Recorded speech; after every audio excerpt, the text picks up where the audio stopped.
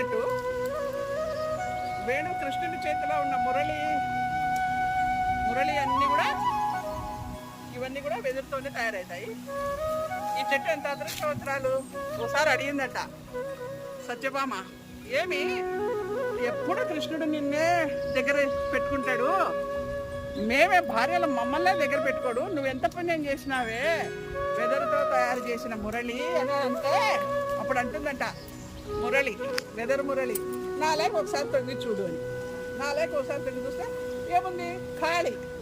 ఎవరైతే హృదయంలో ఎటువంటి ఇది లేకుండా, ఏ గుణాదులు లేకుండా స్వచ్ఛంగా అంతకన్నా శుద్ధంగా ఉంటారో వారు కృష్ణునికి భగవంతునికి దగ్గరగా ఉంటారు అని ఆ విధంగా వెదరుతో చేసిన వేణువు చెప్పిందంట. ఖాళీ అయిపోవాలి, లోపల ఎటువంటి భావాలు లేవు, అప్పుడు భగవంతుని నిలయం అవుతుంది హృదయం. ఇలా ప్రకృతిలో